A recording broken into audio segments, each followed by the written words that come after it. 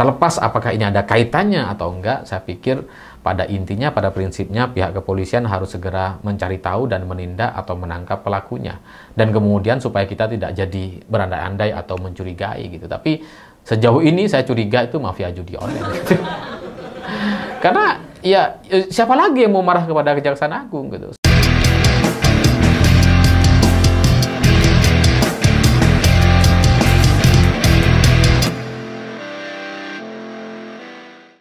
Selamat malam semuanya. Hari ini ada satu berita yang cukup mengkhawatirkan, di mana salah satu pegawai Kejaksaan Agung itu dibacok oleh orang tidak dikenal dini hari tadi sekitar jam 1 dini hari. Dan pegawai ini itu bekerja di Pusat Data Statistik Kriminal dan Teknologi Informasi. Dan kemudian ketika dia dibacok secara kronologi, ini katanya ada 2 orang yang mengendarai motor dan kemudian melakukan pembacokan. Dan setelah dibacok ya ditinggalkan, cuma dimaki-maki gitu ya, mampus lu gitu ya. Dan kemudian setelah itu orang yang melakukan atau membacok ini kemudian pergi begitu saja. Dari kronologi yang disampaikan oleh pihak Kejaksaan Agung ini sepertinya motifnya dendam gitu. Karena kalau tujuannya ekonomi atau tujuannya untuk begal gitu ya, kan biasanya kan diambil motornya, diambil barangnya, misalkan ada dompetnya atau HP-nya yang diambil biasanya gitu ya. Tapi ini nggak ada yang diambil, hanya pelakunya itu maki-maki atau bilang mampus lu gitu ya. Jadi sepertinya ini adalah motif dendam terhadap salah satu pegawai Kejaksaan Agung, dan itu masih perlu kita tunggu lagi ke depan sebenarnya apa tujuan dan maksud. Tapi dari sini saja itu udah kelihatan bahwa ini bukan begal atau tujuan untuk mengambil barang. Nah, selain soal motif aslinya apa yang patut kita tunggu, selanjutnya juga ada pertanyaan, siapa yang melakukan ini?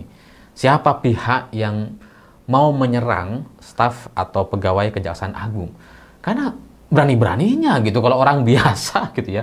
Kalau orang kayak kita gitu ya diserang ya mungkin karena memang kita nggak punya backup gitu. Tapi ini pegawai Kejaksaan Agung, dan itu pasti akan rame nih kalau sampai kemudian dia diserang gitu ya. Sehingga kita masih menunggu siapa pelakunya. Tapi kalau kita mau memprediksi, kalau kita mau mengira-ngira atau mencurigai siapa sih pelaku dari pembacokan atau penyerangan ini, ya mungkin itu ada hubungannya dengan kasus yang sedang ditanganin, atau ini berhubungan dengan jaksa secara umum gitu ya. Dan kasus terdekat yang mungkin itu bisa menjadi pengaruh atau membuat kelompok orang tidak sepakat atau tidak suka dengan jaksa adalah kasus yang melibatkan Budi Ari sebelumnya. Karena secara tiba-tiba dalam surat dakwaan jaksa, nggak tiba-tiba sih dia, secara mengejutkan dalam surat dakwaan jaksa itu Budi Ari disebut mendapatkan fee sebesar 50% dari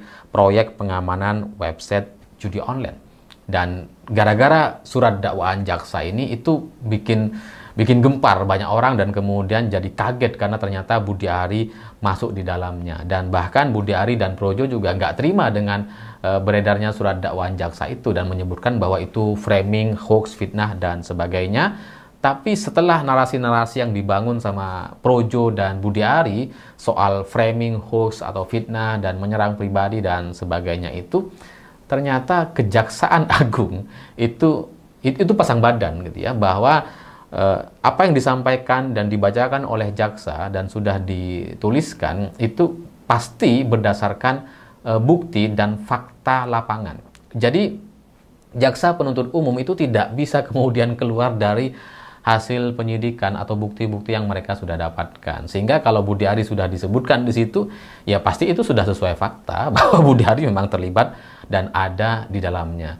Saya juga agak kaget ketika Kejaksaan Agung kemudian memberikan pembelaan kepada jaksa penuntut umum dalam kasus judi online atau pengamanan website judol ini. Tapi ya itulah Kejaksaan Agung yang kita kenal gitu ya, yang kadang-kadang memang suka bikin kejutan.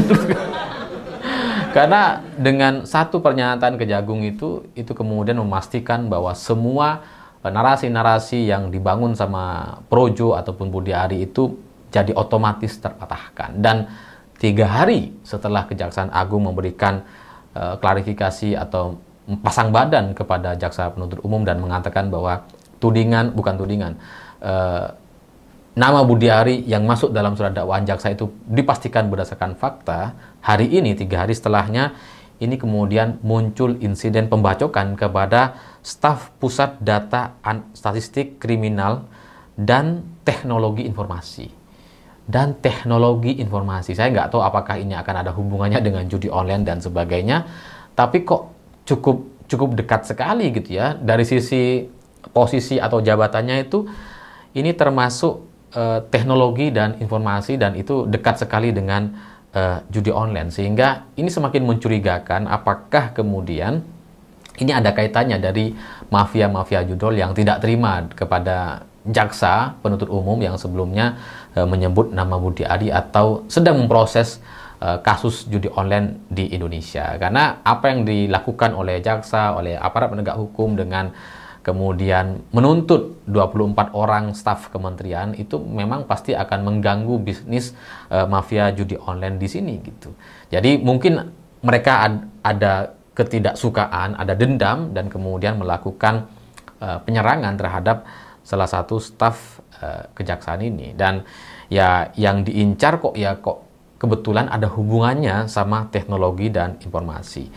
Ya kita masih menunggu juga apakah ini ada kaitannya atau enggak, tapi kemarahan yang seperti ini tuh cukup beralasan gitu, karena ya namanya mafia judol gitu ya, ketika bisnisnya diganggu, ketika bisnisnya dihentikan, dan kemudian para pengaman atau orang-orang yang selama ini menjadi bos mereka atau mengamankan supaya website judol mereka itu tetap bisa diakses sama masyarakat, dan kemudian sekarang mereka semua ditahan, ya mungkin mafianya merasa nggak terima gitu, merasa jengkel.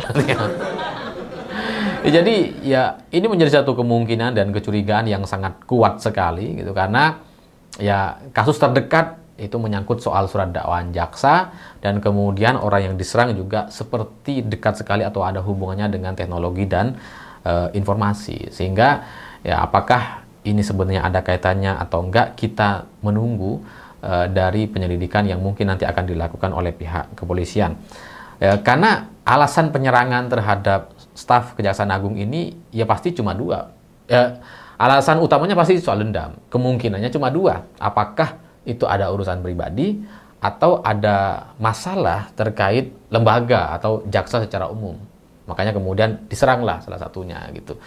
Jadi dari sini saya juga jadi teringat dengan perintah Presiden Prabowo untuk mengamankan seluruh kejaksaan yang ada di Indonesia. Sepertinya memang ada ancaman-ancaman yang cukup serius dari para mafia judi online ini. Jadi ya terlepas apakah itu ada masalah dendam pribadi atau ada unsur kerjaannya, ada faktor kerjaan karena yang melibatkan jaksa dalam beberapa hari terakhir ini, kita masih menunggu. Dan terlepas apakah ini ada kaitannya atau enggak, saya pikir pada intinya, pada prinsipnya pihak kepolisian harus segera mencari tahu dan menindak atau menangkap pelakunya. Dan kemudian supaya kita tidak jadi berandai-andai atau mencurigai gitu. Tapi sejauh ini saya curiga itu mafia judi online gitu. Karena ya siapa lagi yang mau marah kepada Kejaksaan Agung gitu, kepada staf kejaksaan, kecuali para mafia judi online ini gitu.